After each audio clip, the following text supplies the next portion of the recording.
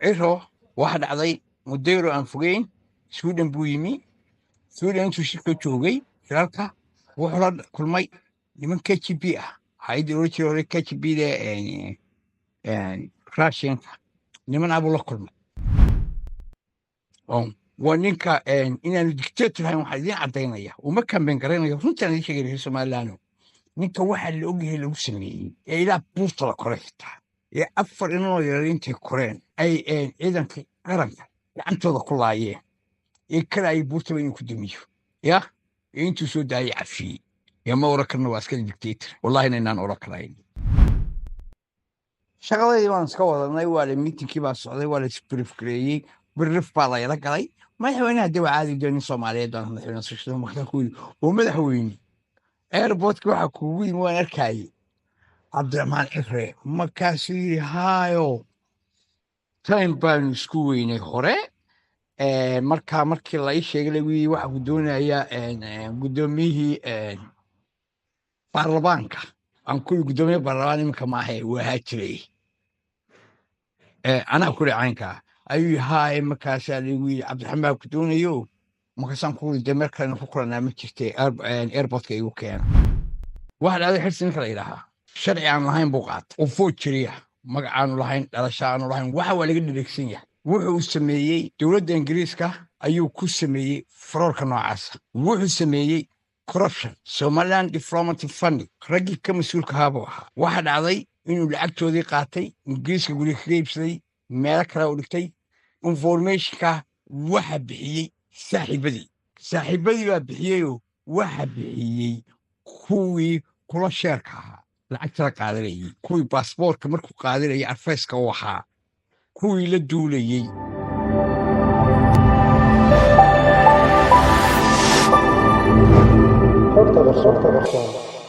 السلام عليكم ورحمة الله وبركاته داوديال كسو دوادا قيبتي صدحات waraysi sire iyo xogo qorsoon soo bandhigaya oo nala yeelanay Ciise Maxamed Yuusuf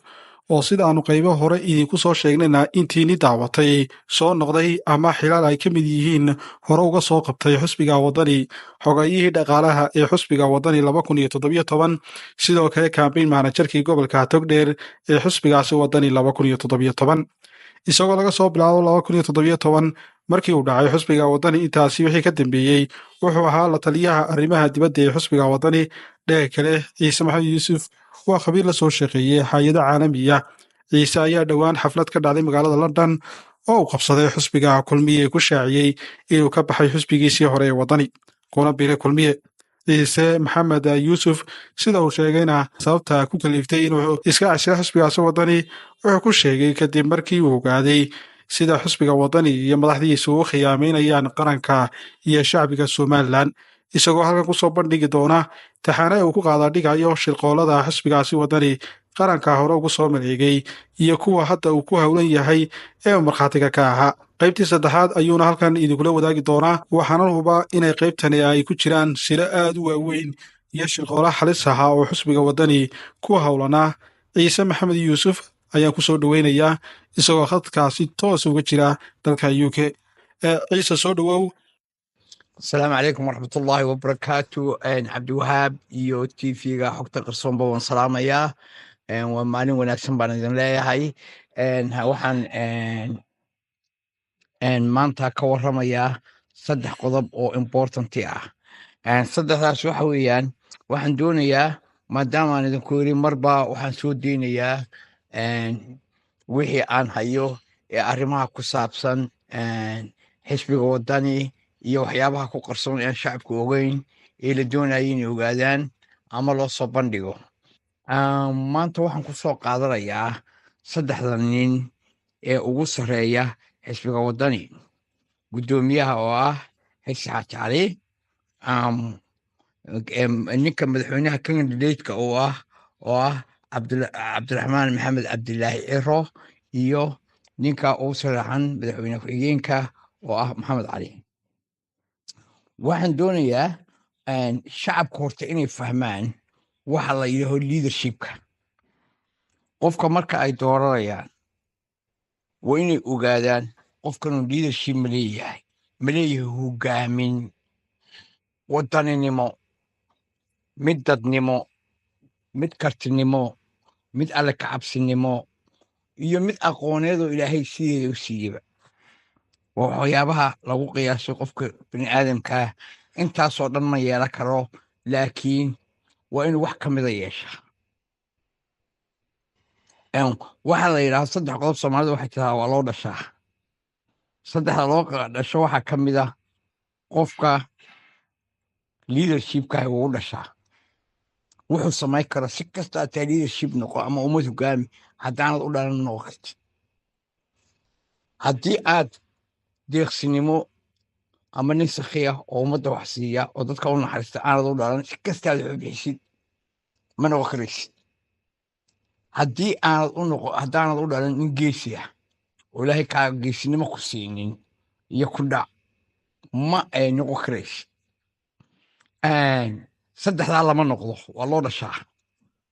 2na waa loo dhashaa baa leeyi. 2na waa la samaystaa. 3daa waa loo dhashaa, 2na waa la samaystaa baa leeyi oo nolosha ka mid ah. 2da la samaystaa waxa weeyaan if iyo aakhiraba. if iyo aakhiraba waa loo shaqaystaa. aakhiro waxaad la baxdid iyo waxaad ku cibaadaysatid iyo ilaahay waxaad la hortagtid waa la shaqaystaa. haddaanad shaqaysan ma helaysid. adduunka waa loo shaqaystaa oo qof intuu meel fadhiisto ama guri hoosta ka xidhaa oo raraaya ilaahay baa waxa ay siiyey ama keenaya uu yaryahay, waa inaad tacab la timaadaa. marka waxaa igu kaliftay inaan iminka arrimaha noocaana saa u sifeeyo. nimankanu leadership ma leeyihin. nimankan hogaamiyaasha ka ah xisbiga leadershipnimo ma leeyihin. haddaynu dib ugu noqonno siyaasiyiintii hore ama mujaahidiintii hore ee somalilan soo hogaamisay ee halkan soo gaarsiisay, haddaynu dib ugu noqonno waxaynu ka soo bilaabaynaa cabdiraxmaan axmed cali cabdiraxmaan tuur, allah u naxariisto. waxaynu kasoo bilaabaynaa axmed ismaaciil cabdi duqsi. waxaynu ka soo bilaabaynaa maxamed xaashi. waxaynu ka soo bilaabaynaa maxamed ibraahim cigaal. waxaynu ka soo bilaabaynaa allah u naxariistay mujaahid ninka magaciisa la yidhaho aadan shiine, mujaahid maxamed cali, mujaahid cabdiqaadir koosaar, mujaahid lixde, mujaahid aadan saleebaan, mujaahid xasan saleebaan. ragga aan tirinayaa ee mushaahidiintaahi ee siyaasiyiinta ahaa, nin keliya oo hal guri ka dhintay garan mayo. adduun kale iska daya guri uu leeyahay uga dhintay reerkiisa garan mayno. waa niman waxbarta bay ahaayeen. waa niman nolosha nooc walba ka soo arkay bay ahaayeen. waa niman wasiira soo noqday bay ahaayeen. waa niman madaxweyneyaal soo noqday bay ahaayeen. umay muuqanin adduun urursada. umay muuqanin ummadda dhaca. waxa u muuqdeen hami kaley lahaayeen. hamigoodu waa ka innaga wuxuu dhalay soomaalida, inuu inagu jirno, inay ummaddeennu jirto, inaynu qaran noqonno, kaasuu dhalay. haddaba bal 3daa nin ee iminka doonaya inay xisbigan hogaamiyaan ee aan ka midka ahaa iskalamaan joogin. intaa waxbaan diyaarinay. example yar baan idiin soo qaadaya mid. ninka la yidhaaho cabdiraxmaan baan ugu horaysiinayaa. cabdiraxmaan ciro waxaan caddaynayaa inuu khaayi waddan yahay. iminkana aanu noqonin weligiiba u ahaa. waa ninka ilaa waktigii halganka lagu jiray qusulka ahaa ruushka ilaa 1996na safaaraddii ilaa laga soo saaray qofkii ugu dambeeyey ka soo baxay ahaa. walaalayaal, mudaniya marwooyinow, carruur iyo dhalaanow, waxaan idiin sheegayaa reer somalilan oo dadkiina cod ka bixinayaan la hadlaya anigu. lama hadlaayo qof gurba jooga. lama hadlaayo qof aan cod bixinaynin. lama hadlaayo qof cadow taageersan. reer somalilan dadka foodka bixina ayaan la hadlayaa. berri marka kala daco meel kale uu inaga tuuro hadduu nasiibba u yeesho anigu ma odhanaayo ma wiimayo ilaahay baa og madaxnimada ilaahay baa bixiya waa 2 nin oo reer Soomaaliya 3 nin oo reer Soomaaliya baa tartamaya kuwa kalena sifahoodaan sheegi doonaa iyo dhaliilahooda iyo wanaagooda iyo xumaantooda laakiin maanta ciraan ka hadlaya ciro waxa dhacday dhowr bilood ka hor oo dheedkiiya wixii waan hayaa inuu magaalada Nairobi yimi waa intii MOU-da la seexay in airportka Nairobi ku yaala ee Jomo Kenyatta la yidhaaho airport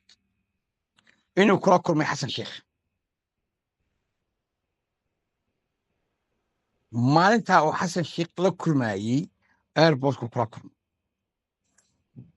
barqa horeyna ahayd about 9 o'clock in the morning bay ahayd maalintaa anigu waxaan u baxayay Muqdisho tiim Ingiriisaan la socday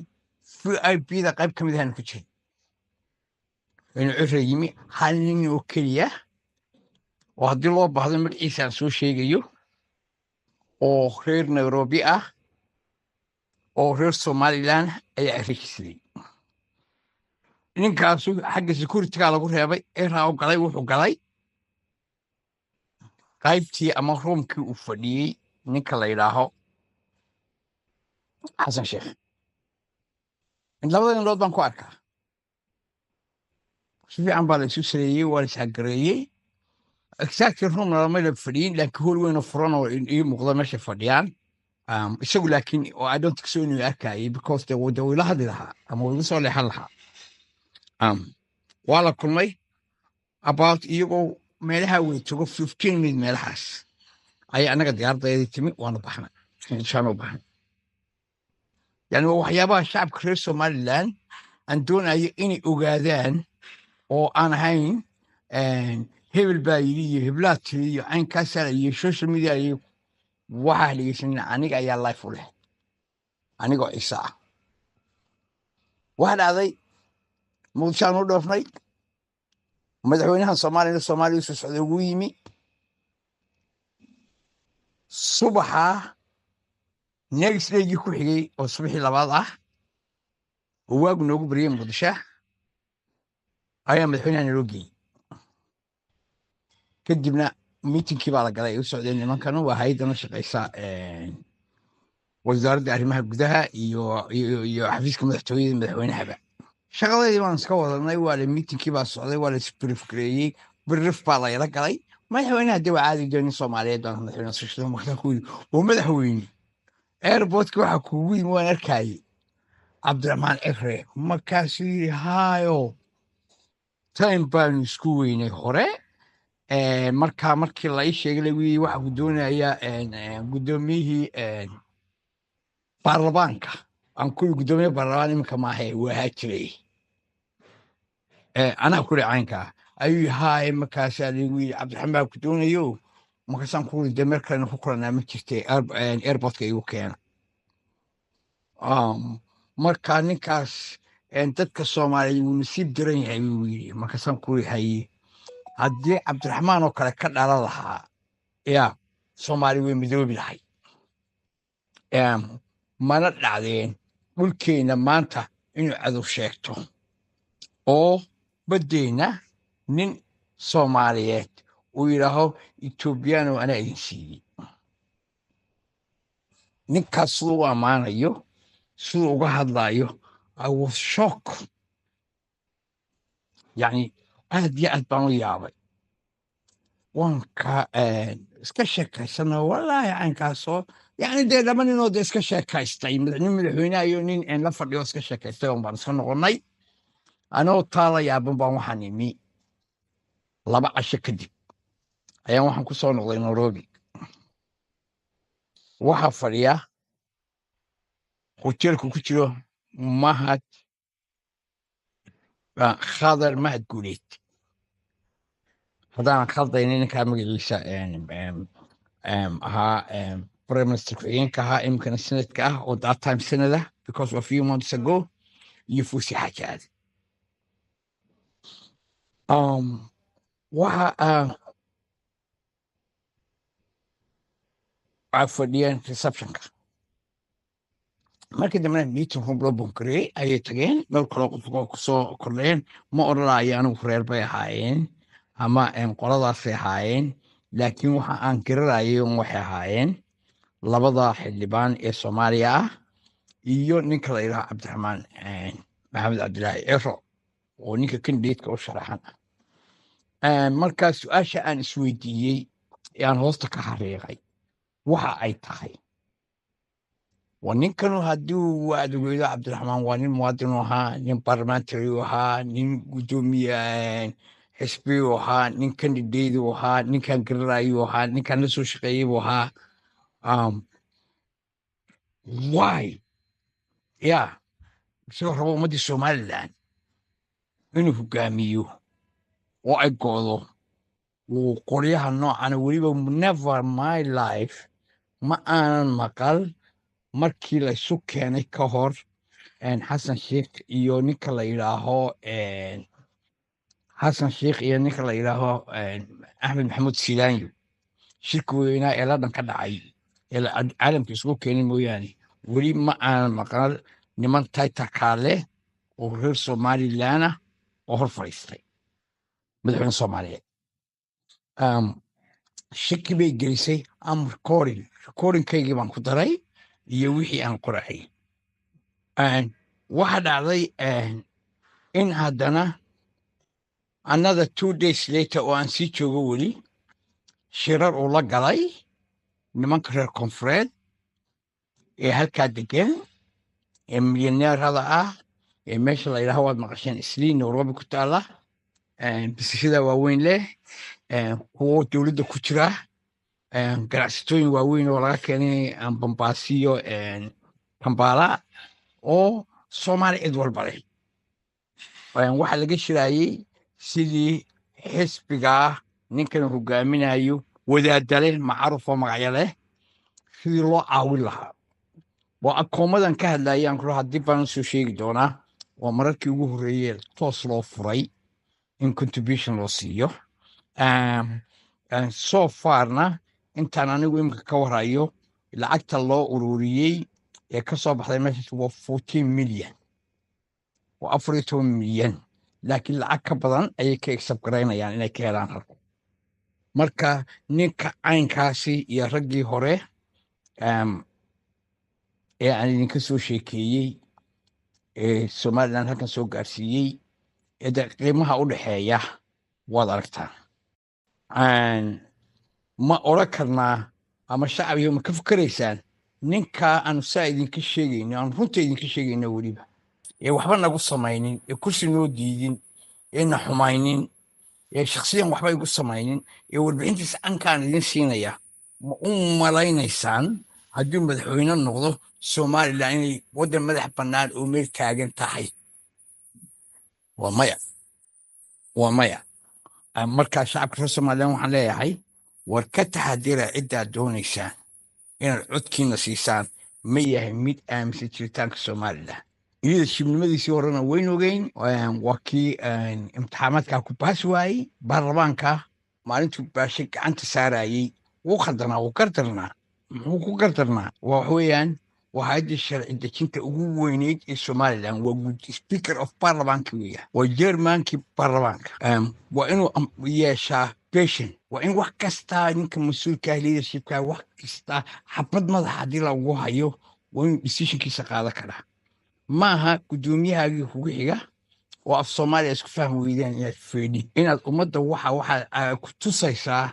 qof aan waxba qaadi karin oo caalamka ku daawalayo carruurtaada ku daawalayso gabadhaada ku daawalayso hooyadaa ku daawalayso kuwaad leadershipka u noqon lahayd ku daawalayaan adigoo wax feedhaya waa ceeb marka ninkaas ayay ka taagan tahay patient marka ninkaasu si inuu hogaami karaya calaamadihii leadershipka hore ugu soo dhacay isagoo baarlamaanka haysta ayaa dowladihii jiray dowlad ka mida albaabada ka xidhay markaasuu joogi kari waayey hargeysa markaasuu burco caray firimbiga iminka uu sito inoogu dhufalaayo maalintaa intuu hor istaago golaha baarlamaanka boqol kun oo askari ha keento dowladdaasu muugu dhuftayo shacaba waa kaa gurihini waa la xidhay marka action saaca wuxuu yaalaa shacabka marka nimaya waxaan idinku leeyahay aniga aragtidayda ninkan la shaqaynayey ee aan arkayey ee aan leadershipkiisa aan ogaa ayaa wuxuu ku darsaday ismaay waddanka iibiya inuu noqdo cadow u basaaso cadowgoodii la shiro xasan sheekho inognahe la shiro kaas waa qodob waxba ku talax tegi maayo idinka ayaa choice ka leh ciddaad u foodaysaan idinka ayaa choice ka leh laakiin aniga waajibkaygu waxa weeyaan inaan soo gudbiyo taas waa taa ninka ayaa xirsi xaajaale aqoontiisu waxay tahay waynu garanaynaa aaminkiisu wuxuu yahay waynu garanaynaa reer somalilan isu sheegi mayno dulqaadkiisu wuxuu yahay waynu garanaynaa waa ninkii inan yar oo reer somalilan ah oo ama dembi ha gasho ama yaanay gelin ama wax ha dacaydayso ama yaanay dacaydinayne bulicintu aar dhigay soo xidhay ee toojargareeyey ee reer somalilan xirsi nin ka horreeyey uu sameeyey ma jirto waa dhici kartaa kis ka sameeyey inay hablo la xidhxidhay laakiin waa ninkii bilaabay dimuqraadiyadda iyo hoggaanka uu ku faamaya maanta ee uu leeyahay isbedel baanu keenaynaa xirsi madaxtooyada wuxuu ka ahaa kimaster yaa waad og tihiin ninkii odayga ahaa ee mansal mudaala halkuu ugu jiro south africa inoogu jiray ee axmed maxamed sulaaniyo ee siciimka ahaa ilaahay ifyo aakhiraba ha u naxariistay caafimaadkana ha siiye waad ogeydeen wuxuu ugu abaargusay qofkii buuggiisa akhriyey ayaa garanaya horta waa ninka halkaa shakhsiyaddu ka taagan tahay aamin la'aantu halkay ka taagan tahay waa ninka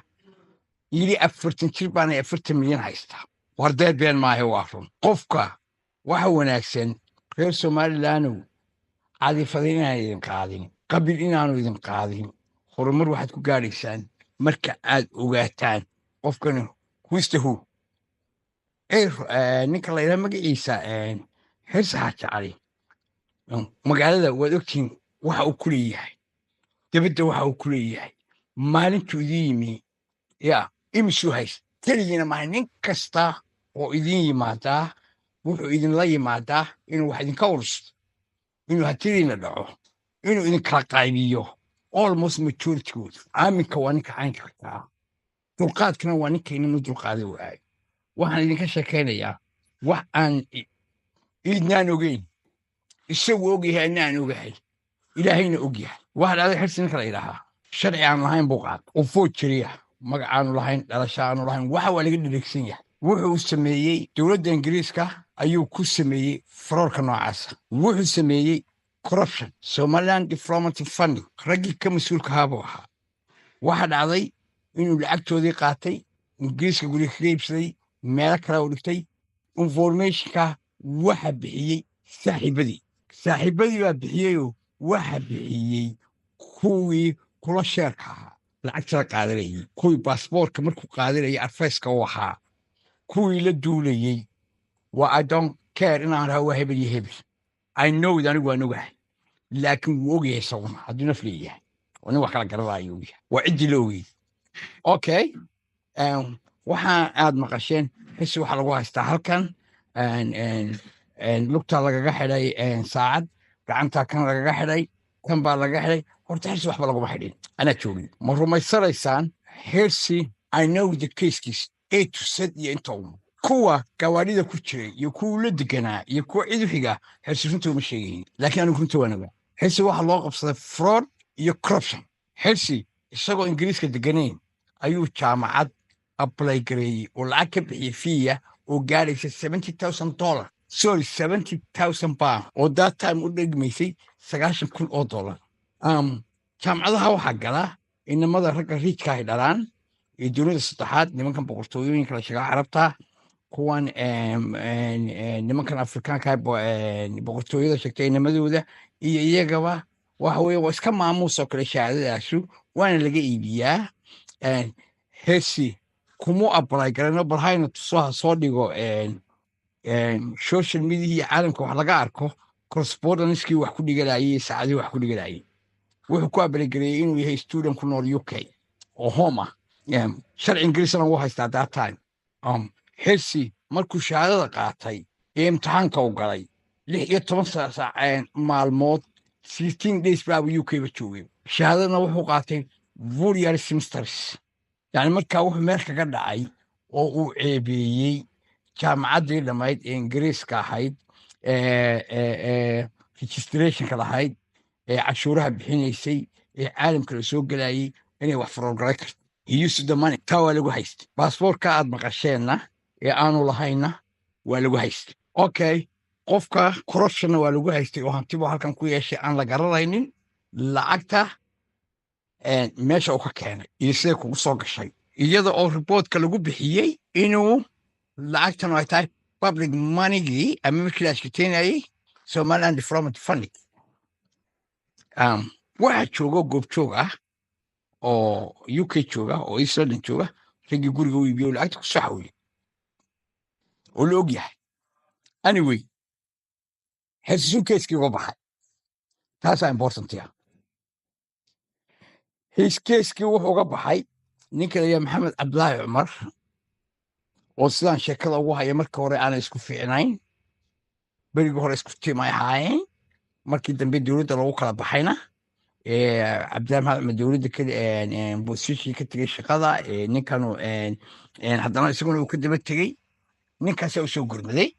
wuxuu ula hadlay xasan sheekh mar ula hadlay xasan xamsi ula hadlay xamsi waa kan prime ministerka imika jooga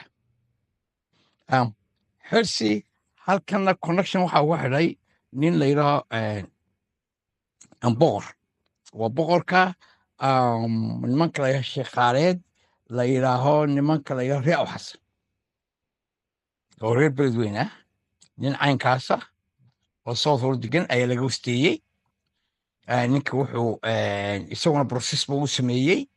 ninka halkan jooga ambassadorka fadhiya UK ee Soomaaliya u fadhiya ee xasan sheekh u fadhiya waa nin reer Washington DC ah waa nin sheekhaala waa nin reer aw xasana Ibrahim baa la yidhaha ninkaas wuxuu suurto geliyey ninkaa iyo xirsi inuu isu keeno xirsi oo u baahday SOS meesha keliya aad ku baxsan kartaa ay ku badbaadi kartaa waa Soomaaliya zafiirka waxay ku kulmeen tiraba 2 jeer santarka weyn ee la yidhaho Westfield ee ku yaala Shafarbush waa coffee shopka talyaaniga ah ee dusha jalsada marka raacdid midigta waxaa qabanaya specialistka halkaasaa lagu kulmay 2 times halkaas ayuu ku dhiibay suuradaha ama foto baasboorka halkaas ayuu ku dhiibay baasboorka loogu soo sameeyey oo ku baxay ninkii xamse la oran jiray iyo xasan sheekh dagaal bay u soo galeen foreign affairska UK ayay la soo xidhiidheen qoladii immigrationkuna waxay la soo xidhiidheen ciddii keeskiisa haysay ilaa MPgii south hall ee xaafadda deganaa ee ingiriiskaaba infoof laga dhigay waxaa la hayaa wixii oo qoran oo sax ah oo documentary ah oo dhaba haddii loo baahday waa la helayaa waxaan jirin wey maaha lama odhan marka ninka ku badbaaday Soomaaliya markii iminka la masaafurinayay just go home baa loo jiray go home ayaa loo jiray wixii oo dembi ahaana waxa lagaga reebay minimum 10 years uu ku geli lahaa waxa lagaga reebay magaca Soomaaliya waxa ingiriiskoo kale for example kale magaalada Muqdisho la yidhaaho airportka dhinac ka mid oo afsoon leeyahay dadkii hore way garanayaan waxa degan ciidamada air force-ka ee ingiriiska waxa degan hay'adahooda sirdoonka marka maadaama waxay leeyihiin safaaradii bay ku leeyihiin safaaradda ingiriiska way ku taallaa marka de communicationka waanay labada wadan leeyihiin interestka ay iska leeyihiin interestka ay Soomaaliya ka leedahay ingiriisku maadaama the prime ministerkii madaxweynihii ninkan arrinkiisa kasoo hadlaynayahan waa figure Soomaaliya oo siyaasiya oo aan u baahannahay annaga hana loogu dambi dhaafo naloo masaafuriyo waa taa u suurtagelisay inuu maanta noqdo nin xisbi hogaaminayo somalilan jooga shacabka reer somalilandow mana dacadeynaa xirsi wax gaarana kama sheegayno waa waxa dhacay aynaan ogeyna dhabtaa haddii aad xisbigiisa soo saaraysaan oo aad u dooranaysaan inuu guddoomiye noqdo si a idinku hogaamiyo labadii waxay ugu khatarsanaa adduunka madaxa ya corruptionkiina wuu sameeyey ya oo idinka arkaya soo garanaysaan aaminna ma leh marka caalamka waxa weeyaan dadka marka la dooranayo waxa lagu doortaa qofkan korkiisa la raacaa ninkana muxuu yahay ya saynu aamini karnaa in inteleg buxuu noo sheegayaa waa nin markaa waa hawl idiin taallaa anigu wixii aan information ka hayay personally ee aan ku caddaynayo inaanu ahayn muwaadin somalilan hogaami karaa waan idiin soo gudbiyey choicekana idinkaa leh haddaad dooranaysaan iyo haddii inaan dooranayn maxamed cali ninka la yidhaaho maxamed cali cabdi baa la yidhaha ninkan wuxuu ahaa ambasadorkii belgium u fadhiyey siyaad bare dowladdiisii waktigiisii doonmaay safir uu noqon karaa dowladdii salbalaad ahaydna soomaalina waa lagu wada jiray markay tagtay muddo aad u badan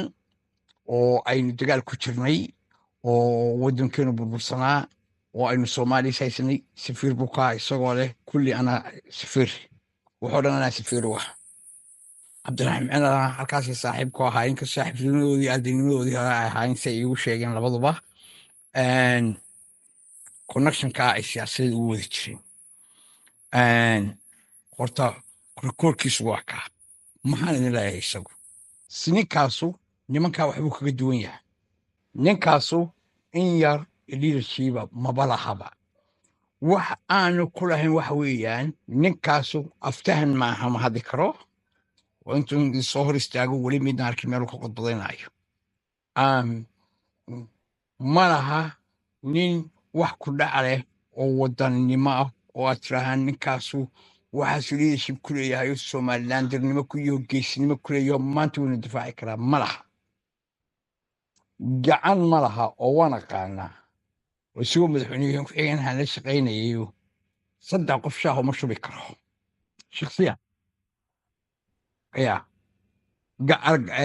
kuwan nimankan waxyaaba badan bay kule kaga duwan yihin labada nin oo kale garaadna mabaleba waxa weeyaan ciro waa nin kmb ahaa waa nin la shaqeeyey raashinka waa nin ilaa iyo imkada reer galbeedku daba socdaan waxa dhacday mudayro aan fogeyn sweden buu yimi sweden intuu shirka joogay shirarka wuxuu la kulmay niman kgb ah hayadii oran jiray hore kgbda raashinka niman abuu la kulmay wuu midgareeyey nimankan westerankana kuga reeran reer galbeedku ilaa still investigationkiisaa socda nin sidaa loo daba socda ya oo waddamada caalamkana wada taqaaniino dee shacabka reer somalilan dadka qurbajooga way garanayaan laakiin shacabka waxaan sheegayaa dunidan saddexaad dhul baa lagu hogaamiyaa dhulkan laga hogaamiyaa waa waddadan wadan reer galbeedka ah ee yurubta galbeed iyo imika yurubta waaba isku midba iyo maraykanka iyo canada iyo australia waddamada noocaas ee dee isku xidhan oo horumaray ayaa lagu hogaamiyaa ninka imaanaya afrika madaxweyne noqdaa nin iminka investigation ku socdo oo baaritaan ku socdo maxaa nimanka ruushkaasu ula kulmay maxay ka wada hadleen ya anigu waan ogahay isaguna waa ogyahay ya kuwishanada la weydiinayana finland baa loo dhigay baasborkiisito waddan kale ninkaasaa keensaday yani inuu fer cleveryan cisha kuu sheegayaa nin yesmaana oo hadhowta kusoo kula murmin oo siduu doono meeshuu doono gey karaa oo agree ku hoseexaya markuu yidhaho soomaaliya in confederation la qaadabayn ya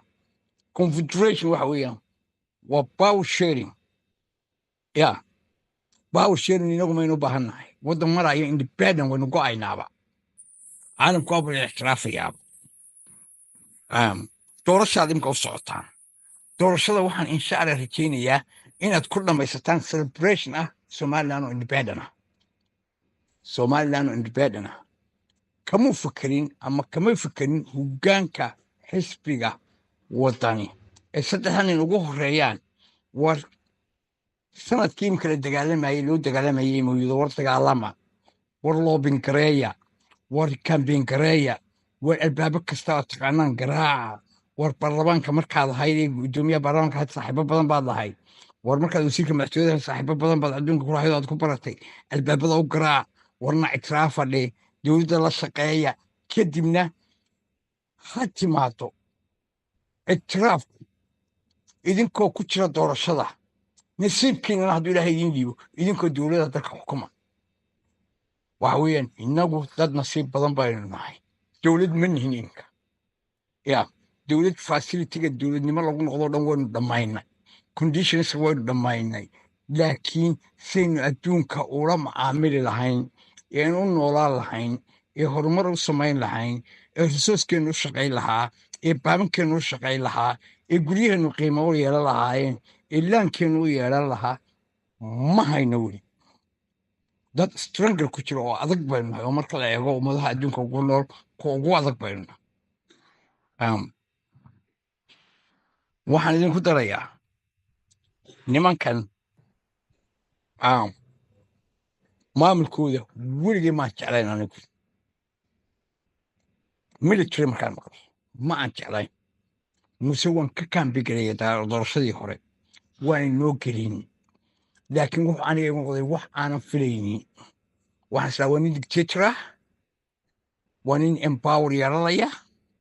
waa nin ciidamo dhisanaya waa nin dalka qabsanaya waa nimaan horumar keeni karaynin bointigii ugu weynaa ee somaliland 34 years kusoo dagaalamaysa weymka miska soo dhigay waynu sugaynaa ma beriba ma saa damba ah in loogu dhifto nanaagtira waa ninka inaanu dictator ahayn waxaa idiin caddaynaya uma kambeyn garaynayo runtaan idiin sheegay reer somaliland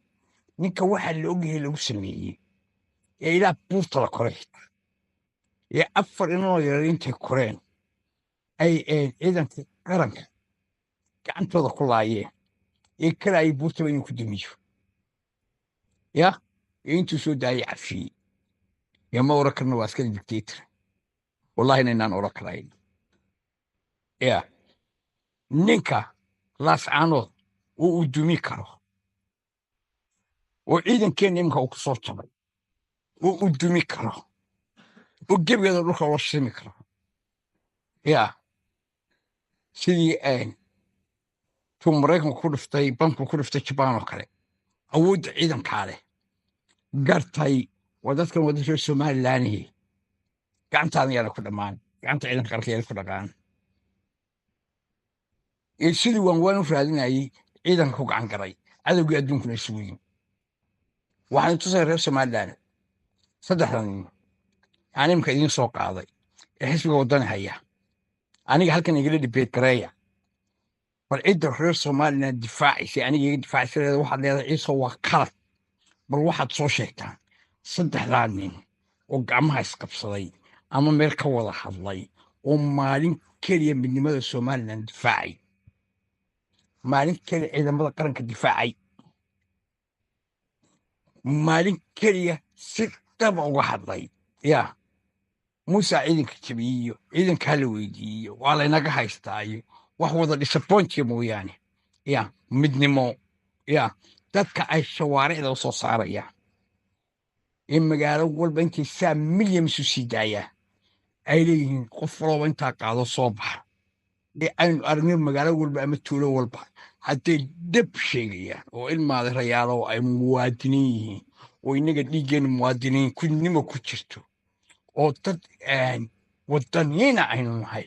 maxay maalin keliya qarannimada somaliland inay jirto cadowga reer somalilandna waddani u tusi waayey intuu sidaa u wareego inuu ummadda soo saaro oo yidhaha gacmaha taaga diyaar mooti cadowgiina ayaa ku jabi lahaa ya laakiin soo hebel u foodi maysaan soo furin bidimaa fufaystaa wax maaha aynu qaadan karno ama waxaad ku dooran kartaan maaha horaan uga hadlayo bal ha idiin keeneen war waxaayo qorshahaas war hebel iyo hebel iyo hebel baanu idinka dhigaynaa madax oo wasiirra idinka dhigaynaa idin hogaaminaye kuwii karbishka ahaa waddanka soo dhacay ee qabyaaladda idin baray ee idin kala qaybiyey ya ayaa ka buuxa oo maalin walba soo gelaya inan yaroo shaqa la sii waayo siiyo 8 jir ah oo ama dj laga dhigay ama wasiir laga dhigay ama hay'ad loo dhiibay ya oo shaqadiisii gara waayey maanta intuu public soo istaagay inuu yidhaha soomaaha dowladda waa caynkan iyo waa caynkan waxa weeye marka hore inuu kalaari kasoo bilaabay ahayd ya marka hore ya waa inuu kalaari kasoo bilaabay ahayd ofisar xafiiska fadhiya nowe in loo dhiibo wasaaraddan waa khaladaadka ee dowladda gashay niman nolosha ku wada felgaroobay oo aanu garanayno oo westranka ka tegey marka hore marka laga wada dhigo madaxda qaranka iyo barisaabyada aanu garanayno aanay istaahilin ya waddamaday joogaan cleanarka kama shaqayn karaan kuwa suuliyada magdhextaa way noqon kari waaye ee qaran iyo hogaamiya suu qaranku wax ku noqonaya dowladaha meesha soo maray oo dhan khaladkooda way leeyihiin iyo mustega ay sameeyaan kuwii ayaa waxay isugu tageen waddani kuwii baa annaga naga dhaadhicinaya ama ummadda somalilan la soo hortaagaya maantana toban waanu soo gallayoo maxaa yani caqligal maaha annaga imika kulmiyasi boodayna waddani ka soo baxnay oo ummaddoo dhani qaarkood ay aaminsan yihiin aniga waxay shalay qaar baa igu lahaano saxaab nahay ayaa soo wacayo caalamka jooga oo ciisoo janna kabood baa tee oo maxaan jeedna kaboodahay anigu niman aan garanaayo oo aan ogahay inay muwaadiniin reer somalilan ahayno xaraashaya ya iyo haba xaraasheen dadku agakeen xaraashkooda kama qayb qaadanayo ya